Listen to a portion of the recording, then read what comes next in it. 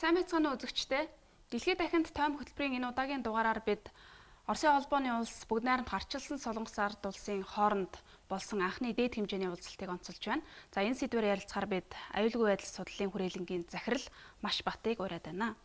Танд энэ өдрийн мэнд хүргэе. Бидний урилгыг хүлээж авсанд баярлалаа. Баярлалаа. За тэгэхээр өнгөрч байгаа 7 хоногт олон улсын анхаарлыг татсан нэг үйл явдал бол яхахгүй одоо Владивостокын дээд хэмжээний уулзалт байлаа. Оросын холбооны улсын төрийн тэргүүний урилгаар бүгд найрамд гарчилсан Солонгос ард улсын удирдагч Оросын холбооны улсад айлчилж анхны дээд хэмжээний уулзалтыг хийлээ тийм ээ. Тэгэхээр энэ уулзалт ер нь яг юуг зорж байв? Зорж исэн одоо үр дүн энэ уулзалтаас гарав уу? За хоёр талын мэдээллийг үзэхэд аль талынхын зорж исэн хүсэн хүлээсэн зүйлтэй бол хүрсэн гэж мэдэгдсэн. Ер нь бол энэ уулзалтыг хийх зорилго хүргэх ёстой дэлхийд дахинд ялангуяа одоо хойд Солонгосын болоод Оросын талаас Америкийн нэгдсэн улс болон өрөндөд хүргэхийг хүссэн гол мессеж явуулах хүсэн гэж хоёр тал үтсэн байна гэж ойлгогдсон. Гол мессежүүд нь юу вэ? За тэр нь юу гэхээр мэдээж үндсэндээ их олон жилийн турш Америкийн нэгдсэн улсын одоо дангаар ноёрхсон байдлыг эсэргүүцэж байна гэдгийг бол Орос үчгэлж байсан хятадч их зохих байдлаар хэлдэг. Өнөөдөр хойд Солонгосын цалж гэсэн энэ дээр бас банк ярьдаг тийм. Тэр энэ агуулгаараа ерөнхийдөө хоёр улс Орос болоод хойд Солонгос энэ бүгд найрамд гарчилсан Солонгос ард улс энэ хоёр улсын нэгдмэл хоёр улс яг дэлхийн дэг журмт холбоотой асуудлаар нэгдмэл байр суурьтай байгаа шүү гэдгийг бол яг их тод тийм мессеж өгсөн хэрэг боллоо гэж үзэж байгаа. Аль аль нь тэр тухайга за ялангуяа Оросын тал бол үнэхээр тодорхой илэрхийлсэн. Солонгосын талын их тийм богинохон мэт хасан гэхдээ тэрэн дээр ч гэсэн бас яг тэгж илэрхийлсэн байна. Уулаасаа энэ уулзалтыг хануун уулзалтын дараа зохион байгуулсан цаг хугацааны тохиолч гэсэн яг энэ дээр таарч байгаа. Энэ хоёр улс хоёулаа эдийн засгийн хоригт байгаа улс. Яг одоо өөргөө агуулгаар харах юм бол Ардсан Солонгос бол үндсэндээ бараг 20 жилийн турш эдийн засгийн хориг арга хэмжээнд байна. За Орос улбаны улсыг бол бид нар мэднэ тийм. Кремийн үйл явдлаас хойш бол үндсэндээ хориг арга хэмжээ одоо болтол үргэлжилж байгаа. Тэгэхээр энэ хоёр улс Владивостокт уулзаад их тийм төрийн дээд хэмжээний уулзалт хийгээд тэрний дараа гаргаж байгаа одоо Путин ерөнхийлөгчийн өөрийнх нь мэдээлэл хийж байгаа явдал нь бол тэр мэдээлэлд өгүүлсэн зүйлүүдийг харахад бол энэ тухай мессежийг аль аль тал нь ер нь ийм мессеж өгөх зорилгоор бараг уулзалт хийсэн юм байна гэсэн гэж ойлгох гээд хүрэж байна. Өөрөөр хэлбэл ханаан уулзалтад Америк ер нь нэг талыг барьсан шаардлагыг Умар Солонгос тавьснаас болоод Солонгосын хойгийг цөмийн зүсэхгүй болгох дипломат үйл ажиллагаа яриа хэлэлцээ сулрах тийшээгээ ер нь хандах шалтгаан болсон шүү гэдэг тэр ойлголтыг Умардын удирдагч Путинд өгсөн байна.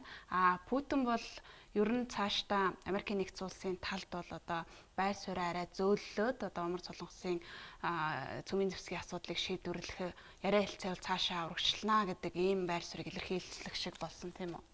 Тэгсэн ерөнхийдөө Путин ерөнхийлөгч уулзалтын дараа гарч хийсэн хэвлэлийнхээ багваралтай яг энэ тухай хэлсэн шүү дээ. Америкийн нэгдсэн улсын байр суурь одоо зөөлрөхөөс нааш энэ асуудал дахиж явахгүй байх шүү гэдгийг бол үндсэндээ их тодорхойлчихсан. Тэгэхээр энэ бас хануун уулзалтын талаарх Пиняны байр суурийг бас тодорхой хэмжээгээр энэ тухай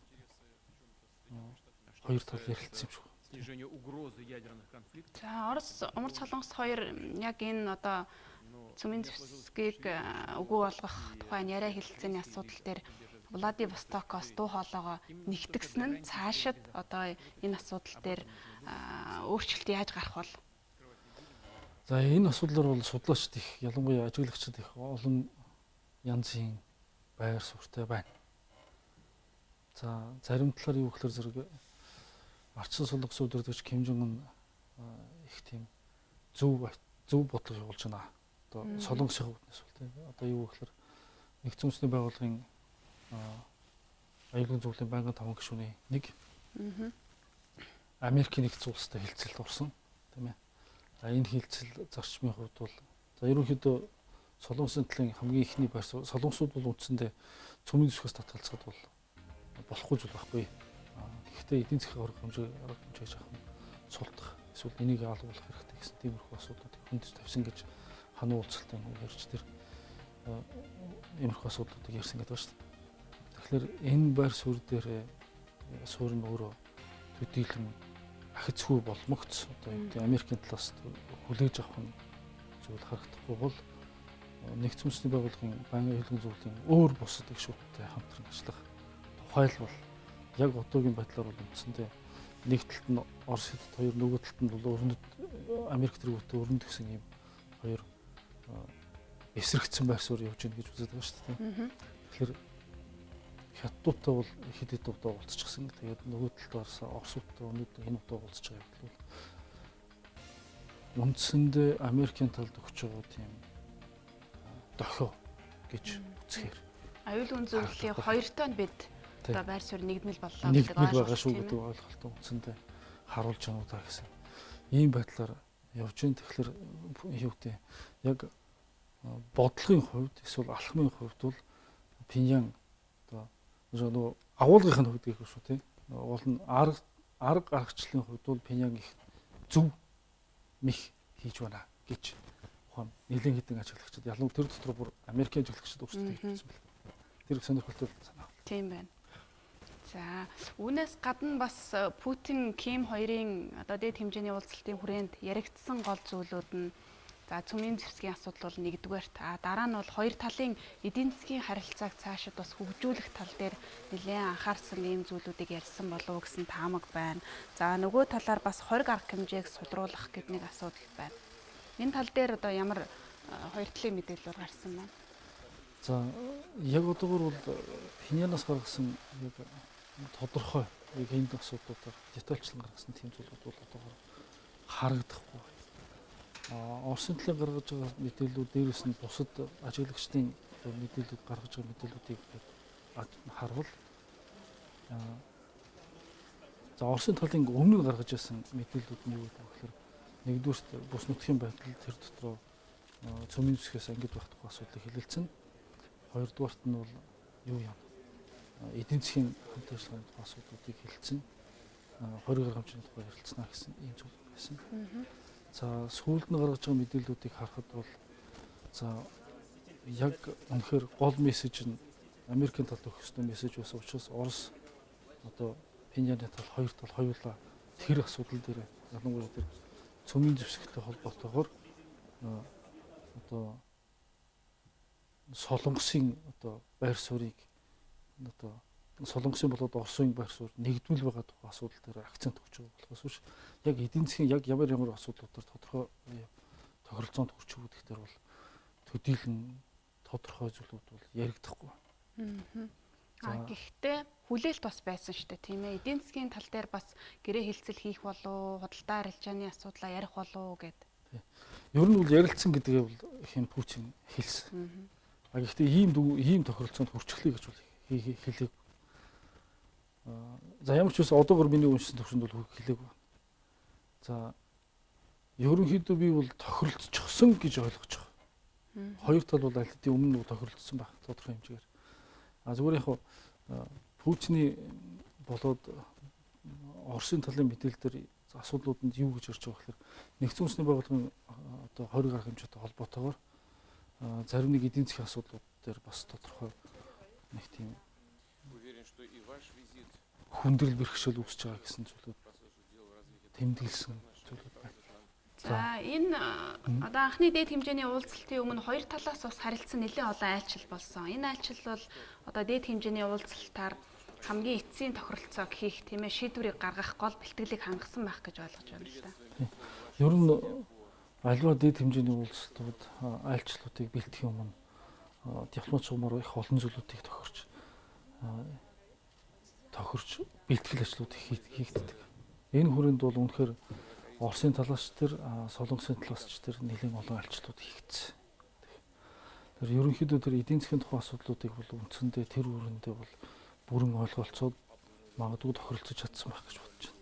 Путин ерөнхийлөгчийн хэвлэлийн хурлын үеэр мэдгдсэн нэг анхаарал татсан зүйл нь юу вэ гэхээр ер нь Солонгосын хойгийг цаашид цөмийн зэвсэггүй болгоё, зүүн хойд Азийг аюулгүй байдлыг одоо хангая гэвэл умард Солонгост аюулгүй байдлын баталгааг өгөх ёстой гэдэг ийм байр суурь хэлсэн. Тэр аюулгүй байдлын баталгаа гэдэг нь чухам юугаа хэлээд байна? За энэ аюулгүй байдлын баталгаа гэдэг зүйлийг бол их олон жилийн турш ярьж байгаа юм. За үндсэндээ бол энэндээ яг юуг ойлгож ийн вэ гэдэг тухай ч гэсэн бас янз янзын тайлбарууд өгсөөр ирсэн. За энэ оны ихээр шинэ жилээр одоо Ким Жон даргын хэлсэн үгэнд бол одоо үндсэндээ энэ аюулгүй байдлын баталгаатай холбож болохгүй сэдвийн асуудлууд бас дурддагцсан. За тэгээ энэ өмнө ч бас дурддагдаг байсан зарим нэг асуудал бий. Тэрний үхлэзэг Солонгосын хойг дээр гадаадын цэрэг байрлуулахгүй гэсэн ийм асуудал их ярьдаг. Яг энэ бол зөвхөн нэг хэсэг, нэг хэд хэдэн шаардлагууд дотроос нэг нь баггүй. За яг энэ аюулгүй байдлын баталгаа гэдэг зарим нь болохоор шин бүгд нэг тарцсан Солонгос ард улсыг юунд Америк нэгдсэн улс хүлээн зөвшөөрөх явдал юм гэж заримдаа тайлбарласан байдаг. За энийг бол баг болцоогүй зүйл гэж бас сонсдог тийм. Энэ бол заримдаа цөмийн зэвсгийг нь өөрийг нь хүлээн зөвшөөрөх явдал юм аа гэж бас заримдаа тайлбарласан байдаг. Энэ бас төдийлөн болцоогүй зүйл харагддаг тийм. Гэх мэтлэнгээр яг энэ аюулгүй байдлын баталгаа гэдэг дээр агуулганд ямар хувь юм байна вэ гэдэг дээр яг тал талаас өгч байгаа тайлбарууд нь бас ондоо юм бас анзаардаг. Зүгээр яг тэр Ким Чун даргын энэ онд одоо 2018 оны үедэд 19 оны үедэд хэлсэн тэр зүйл дээр бол гадаадын цэргийн хүчнийг юун дээр байрлуулахгүй, Солонгосын хойд дээр байрлуулах баяа гэсэн ийм зүйлийг ярьсан байсан. За дээрээс нь гадаадын одоо олон улсын хамтарсан сургуулиудыг Солонгосын хойгийн хавцаа хийгээд бахан төдий бас тохиомжтой биш гэдэг бас үгдийг ярьсан байсан. Хөндөгдсөн байсан санагдаж байна. За тэгэхээр энэ нь бол өөрөө өмнөд Солонгосын өөрийнх нь аюулгүй байдлын тухай асуудлыг хөндөгдөж байгаа.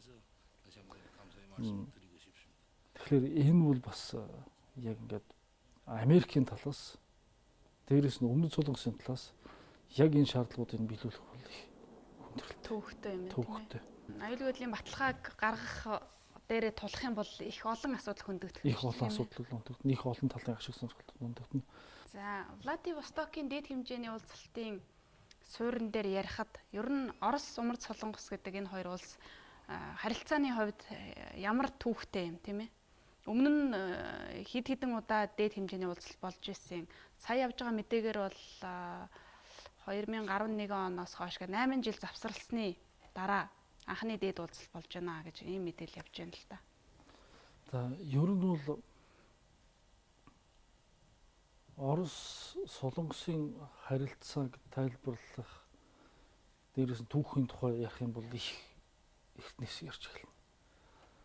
Ерөнхийдөө хамгийн анх одоо Оросууд алс дорнодыг эзэмшснээс хойш тухайлан тэр нь одоо эдийн засгийн хэрэгэлтэнд ороод эсвэл одоо ингээд засаг захааны хууль руу одоо шингэж орсноос хойш Оросууд номхон талаад гарцтай болсноос хойш дээрээс нь бас нөгөө Аляскыг Америкт худалдаснаас хойш гэх мэтлэгээр янз янзын одоо түүхийн үе шатанд номхон талын чиглэлд тэр дотроо зүүн хойдоос Аз чиглэлд одоо Оросын хэллэгээр алс дорнодын чиглэлд явуулж байгаа бодлогууд нь ингээд тодорхой үе шатаас одоо түүхэн тодорхой үе шатанд бол өөрчлөгдөж явагдсан.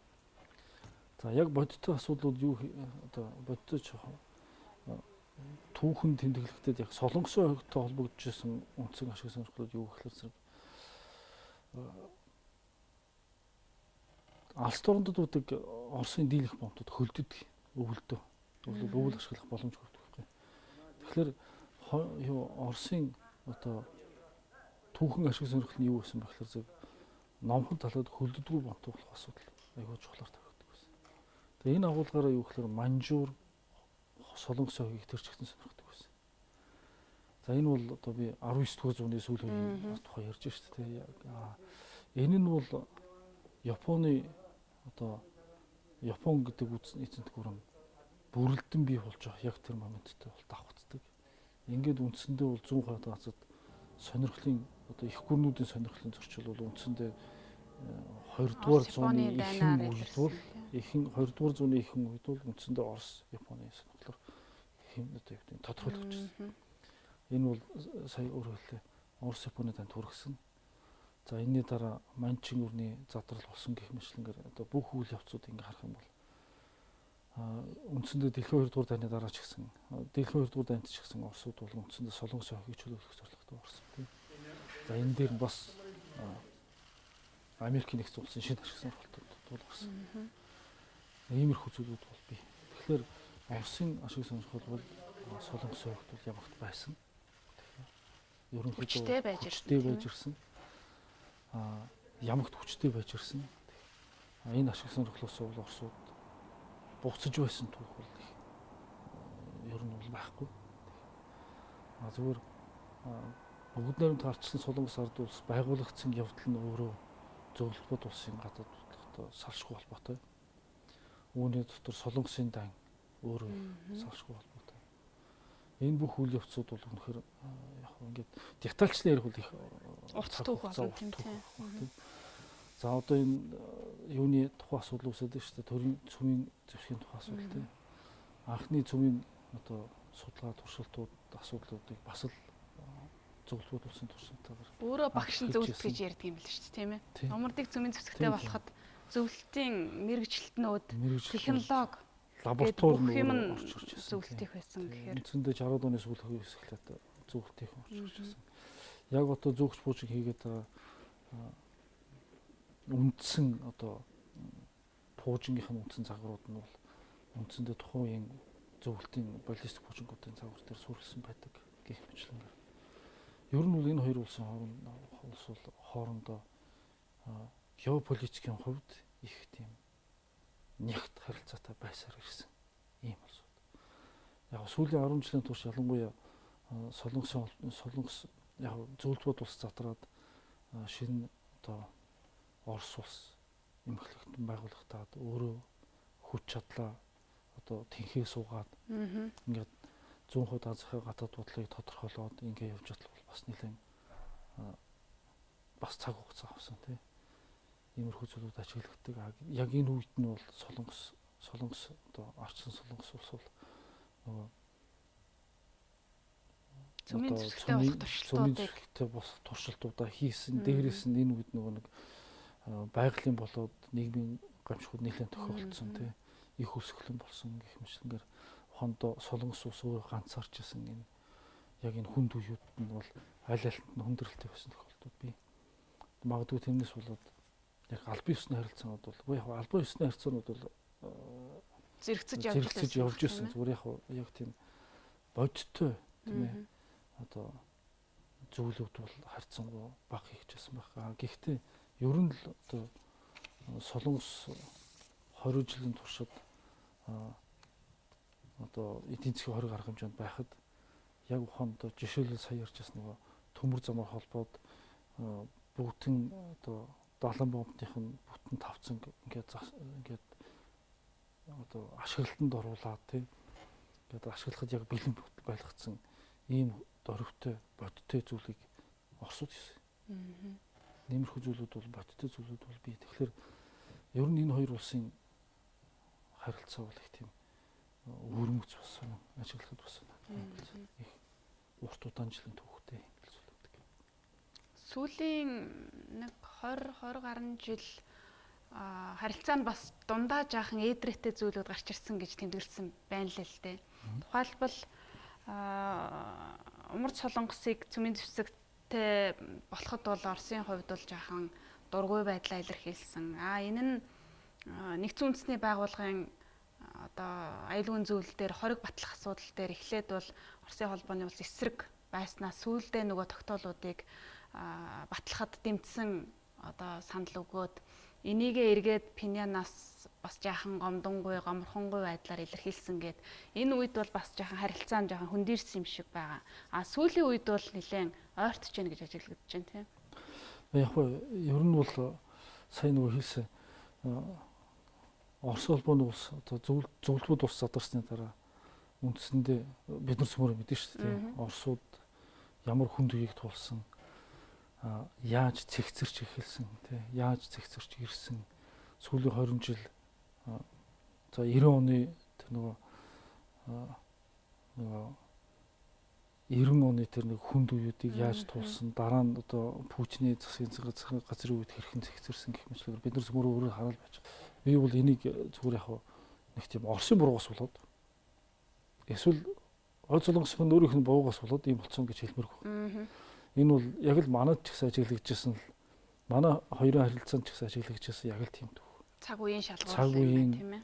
Аль альнийх нь бололцоо бодит байдал хүсэл сонирхол тэгээд чадал тэнхээ тэг бүх юмнаас л хамаарч байгаа юм байна. Би тийм л зүйл байсан гэж боддог.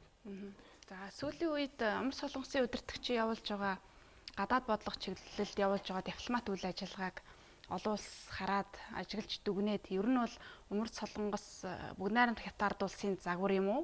Эсвэл Вьетнамын одоо хөгжлийн загвар юм уу? Энэ хоёр загварын аль нэгийг сонгох баха? Аль нь сонгвол илүү одоо энэ ард түмэнд тохирох болоо гэдэг дээр бас нэлээд судалгааны ажлаач явуулаад эрдэмтэд бол ер нь нэлээд судалж байна тий. Таны хувьд ер нь яаж харж байна энэ үйл явцыг? Эдийн засгийн хөгжил тал дээр. За энэ асуудал нэлийн одоо юу гэдэг баг Солонгосын одоо Умар Солонгосыг судалдаг улс төр судлаачтай ялангуяа харьцуулсан улс төр судлаачтай дунд бол их тийм гол онлын маргааш хуулцсан нэг юм зүйлүүд их удаан явсан. Ямар нэгэн байдлаар мэдээж хэрэг Умар Солонгост тодорхой хэмжээний шинжилгээ хийх шаардлага бол байгаа. Тэрнийг өөрсдөө зөвшөөрч байгаа шүү дээ. Зүгээр яг ямар загвар вэ гэдэг асуудал яригддаг. Умардын өөрсдийнх нь тал бол үндсэндээ бид нар ямар нэгэн загвар хэрэглэхгүй. Бид нар бүгдийг судлаад өөрсдийнхөө гэж ярьдаг. За ер нь тэрнж хамгийн бодиттой зүйл болж таарах байх. Нэг хэсэг Монголын загвар их зохимжтой гэж ярьдаг байсан. За одоо Монголын загвар зохимжтой хэсэгтэр бол Солонгосын битгийл бид нар ч өөрсдөө хэрэглэж байгаа шүү дээ. Нэг хэсэг Хятадын загвар их зохимжтой гэж ярьдаг байсан. За одоо Вьетнамын загвар гэж ярьдаг боллоо. За надад бол аль аль нь төдийлөн зохимжгүй загварууд болов гэж бодогддог. Солонгосын талаас харвал. За яагаад тэгэхээр Бээжинч тэр ханууч тэр аль аль нь хамтын хөдөлгөөнсөрч байна. Гэтэл одоо Умардын тухайд бол удирдагчаа залгамжилсан тогтолцоо байна. Тэгэхээр удирдагчийн залгамжлалыг хадгалаад тэгсэн мөртлөө нийгмийн эдийн засгийн шинжилгээг хэрхэн оновчтой хийх вэ гэдэг үндсэн зорилт тавигдана. Тэгэхээр энэ дээр зөвхөн миний бодож байгаагаар бол хамгийн зохимжтой загвар бол явж Сингапур болох болов гэж боддог. Чухамдаа тийм ч учраас Сингапурт Америктэй уулзсан болов тэр асуудлыг зөвшөөрсөн болов гэж бодож байна. Ерөнхийдөө Сингапурын загвар нь илүү их зохимжтой болов гэж надад бодогддог. Зүгээр яг Солонгосын тал бас өөрсдийн гэсэн байр суурьтай байгаа хэлтэй. Би бас дээрээс нь тэр асуудлыг солонгосуудад зөвлөх ямар нэг тийм